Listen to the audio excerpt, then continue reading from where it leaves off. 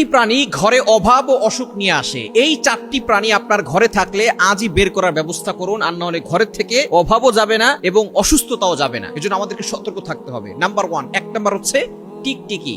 অনেকের ঘরের ভিতরে কিন্তু টিকটিকি থাকে। এই টিকটিকি সম্পর্কে কিন্তু নবীজি সাল্লাল্লাহু আলাইহি ওয়াসাল্লামের হাদিস রয়েছে। সূরা ইবনে মাজাহ 3231 নম্বর হাদিসের ভিতরে রয়েছে, একজন খাদেমা নবীজি সাল্লাল্লাহু আলাইহি ওয়াসাল্লামের স্ত্রী আম্মাজান আয়েশা রাদিয়াল্লাহু তাআলা আনহার ঘরে প্রবেশ করেছে। তারপর দেখলেন সেই ঘরের ভিতরে বর্ষা আছে। আম্মাজান আয়েশা রাদিয়াল্লাহু তাআলা আনহাকে জিজ্ঞেস করেছেন, এই বর্ষাতে আপনারা কি করেন? তখন তিনি বলেছেন, আমরা এই টিকটিকিকে দুনিয়া থেকে বিদায় করে দেই। কারণ এই টিকটিকি ইব্রাহিম আলাইহিস সালামকে যখন নমরুদ আগুনে নিক্ষেপ করেছিল, তখন সমস্ত প্রাণীরা কিভাবে আগুন নিবানো যায় এই চিন্তা ফিকির করেছিল, কিন্তু টিকটিকি আগুনে ফু দিয়েছিল যাতে করে আগুন আরো বেড়ে যায়।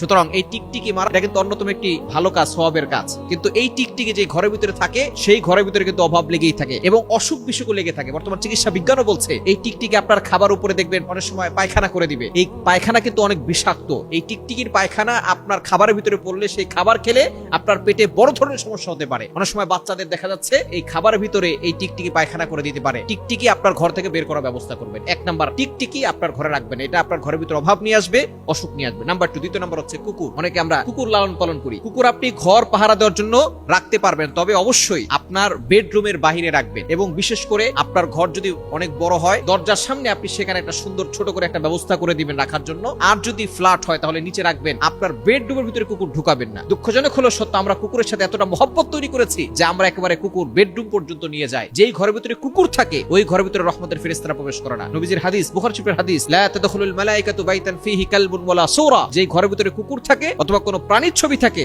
সেই ঘরের ভিতরে কোনো রহমতের ফেরেশতারা প্রবেশ করে না। আর যেই ঘরের ভিতরে রহমতের ফেরেশতা থাকে না, ওই ঘরের ভিতরে আল্লাহ পাক রব্বুল আলামিনের বরকত থাকে না, রহমত থাকে না। এজন্য এই কুকুরের লালার ভিতরে কিন্তু অনেক বিষাক্ততা আছে। নবীজি সাল্লাল্লাহু আলাইহি ওয়াসাল্লাম 1500 বছর আগে বলে দিয়েছেন যে কুকুরের লালা যদি কোনো খাবারে কুকুর মুখ দেয় তাহলে সেই খাবার তো ফেলে দিতে হবে, সাথে সাথে সেই খাবারের পাত্রটা 7 বার ধৌত করতে হবে। বর্তমান চিকিৎসা বিজ্ঞান গবেষণা করেছে যে কুকুরের লালার ভিতরে অনেক ধরনের ভাইরাস রয়েছে, যেই ভাইরাস মানুষকে বড় ধরনের ক্ষতি করতে পারে। অনেক মানুষ এই কুকুরকে লালন পালন করতে গিয়ে এই কুকুর চেটে দিয়েছে, যার কারণে তার শরীরের ভিতরে হাত পা এমনকি পঙ্গু পর্যন্ত হয়ে গিয়েছে। সুতরাং এই কুকুর আপনার বেডরুম পর্যন্ত ঢুকাবেন না, রহমতের ফেরেশতাও থাকবে না, অসুখ বিসুখ লেগেই থাকবে। 4 নাম্বার হচ্ছে ইঁদুর। ইঁদুর আমাদেরকে অনেক বড় ক্ষতি করে ফেলে। দেখা যাচ্ছে আপনার সম্পদ নষ্ট করে ফেলবে, কাপড় চোপড় কেটে দিবে, আমাদের ফসল নষ্ট করে ফেলে ইঁদুর। নবীজি সাল্লাল্লাহু আলাইহি সাল্লাম শয়তানের সাথে তুলনা করেছেন। নবী সাল্লাল্লাহু আলাইহি সাল্লাম বলেছেন, বুখারীর হাদিস, তোমরা রাতের বেলা তোমাদের ল্যাম্প, কূপ এগুলো বন্ধ করে রাখো, কেননা হতে পারে শয়তান ইঁদুরের উপরে ভর করে তোমাদের ঘরের ভিতরে আগুন জ্বালিয়ে দিতে পারে। সুতরাং এই ইঁদুরকে তাড়ানোর জন্য আপনি ঘরের ভিতরে বিড়াল রাখতে পারেন। এবং 4 নাম্বার হচ্ছে মাছি। এই মাছি কিন্তু অনেক সময় খাবারের ভিতরে পড়ে যায়। খাবারের ভিতরে তাদের পায়ে, তাদের শরীরে অনেক ধরনের বিষাক্ততা আছে, বাহিরে থাকে